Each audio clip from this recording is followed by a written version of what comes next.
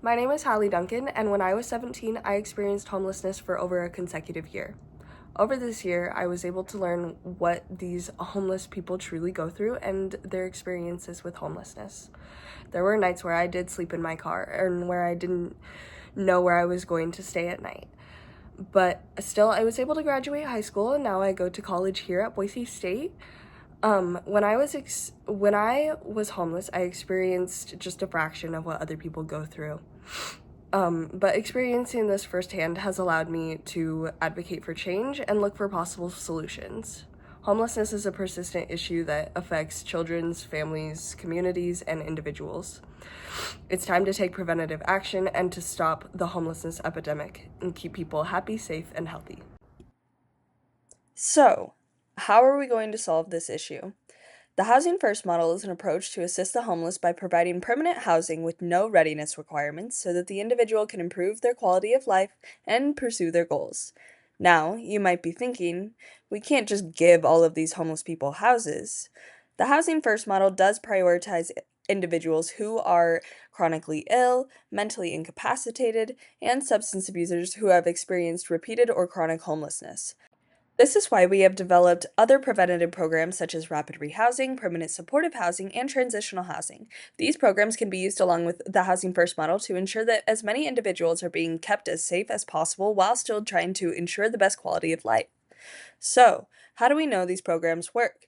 The National Alliance to End Homelessness states a variety of studies have shown that between 75% and 91% of households remain housed after a year of being rapidly rehoused. By allowing these individuals to stay housed, this opens opportunities for them, such as finding jobs, continuing school, and starting training programs. Now, if you would just think, would you be able to continue going to school and working a job while you have no place to sleep at night? By opening these opportunities for these individuals, it allows them to discontinue substance abuse and find programs to help them stay healthy. So, you might be thinking, who's going to pay for all of this? Well, the consumers, you and me, are paying indirectly for the costs of the homeless through taxes, costs of goods, and costs of services. Consumers pay the public services and organizations that pay for the homeless. The federal, state, and local governments are the people controlling the public budget and decide how to allocate the money. Now, you might be thinking that the Housing First model is going to cost consumers a ton more money. However, we have actually found this to be quite the opposite. The U.S. Department of Housing and Urban Development, or HUD, is the federal agency that is in charge of creating programs and housing policies to assist in the homeless and other housing needs. Some of these individuals have advocated for the Housing First model, saying that this could actually be a cost saving solution in finding permanent long term housing for many homeless individuals. Right now, consumers are paying for the homeless through their emergency room visits, jail stays, emergency response, and emergency shelters. On average, consumers are paying over $30,000 per year on expenses going towards the homeless. This cost can be greatly reduced by implementing preventative programming. When preventative programming is implemented, we see costs reducing down to $8,000 to $12,000. This is because with preventative programming, there are less emergency room visits because homeless individuals often use emergency services because they do not have access to primary care. When they're housed and they are able to access healthcare, this will avoid unnecessary and expensive ER visits. There will also be fewer police calls and jail stays. Homeless people are often put in jail for unnecessary and nonviolent reasons such as trespassing, loitering, and public camping. Shelter use also reduces. Running shelters cost millions of dollars annually, and permanent housing will reduce the demand for space in shelters and allow for more space. The Housing First model allows individuals to be housed and break the homelessness cycle. This provides long term stability and costs consumers less overall. By breaking the cycle of crisis response services in the homelessness community, taxpayers' costs will be reduced. This shows how the Housing First model will save consumers money and is an efficient solution to homelessness. For the interview segment of my genre project, I decided to bring in my personal friend, Carly Pierce, who has also experienced homelessness firsthand. I compiled 5 interview questions touching on all aspects of homelessness. However, I did not record the audio of the interview for privacy reasons, but I did compile together a summary of all of her answers for each of my questions. So, Question 1. I asked, how do you feel being homeless has affected you for the rest of your life? Her response was, it has changed my outlook on life. It made it harder to get back on my feet, if that makes any sense. I didn't have a job. I didn't want to go to school. It felt like a hole that I couldn't dig myself out of. I had lost my self-worth and it had messed with my head. These were some of the hardest days of my life. I have learned and grown from these experiences, and being able to work myself out of the cycle is definitely my biggest accomplishment. Now, I look forward to going home at the end of my days where I know I can sleep and on my own bed. When you're homeless, there's so much uncertainty. There were nights where I was worried where I was going to sleep at night. I would take advantage of pretty much every option that was given to me. I feel like this experience has made me especially grateful for what I have today, and I know that I've earned it myself. Question 2. I asked, were you made aware of resources and or programs that were available to you? She answered, yes.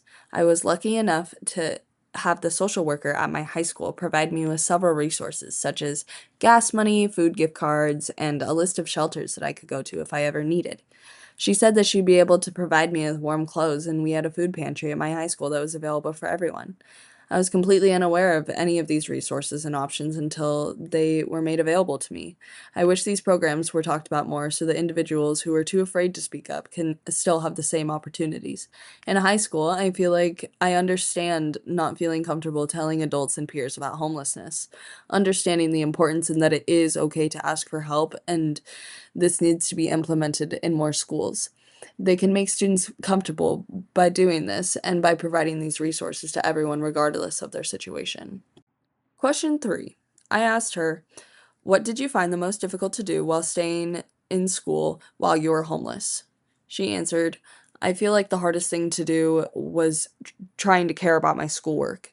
Going to school and pretending that I was fine was extremely challenging, and the hardest thing that I had to do was find the motivation to do anything. I feel like I didn't have anything in life anymore, so why would homework have mattered? Participating in class and having a good attitude at school was the hardest part. Trying to put on a happy face for my teachers and my friends, well, I was truly going through hell. How was I supposed to just be happy? If I would have been 100% alone and had to go through my experience alone, I don't know where I would be at today. Question 4. I asked her, do you feel that broader access to Housing First and other types of preventative programming should be necessary to implement? And if so, why? She answered, I feel like this should be the standard. This should be the bottom line for trying to reduce homelessness. Preventative programming and programs like Housing First are the only way that we are going to see the rates in homelessness go down, not to mention the amount of money that it would be saving everybody. Housing First should be more accessible to homelessness individuals, especially families and those with disabilities. In many cases, these people need urgent medical care. By providing them with the basic standard of life, these people can get back up on their feet. Question 5. I asked her, what structural and policy changes do you feel like could be made to improve access to prevention programs to at-risk individuals?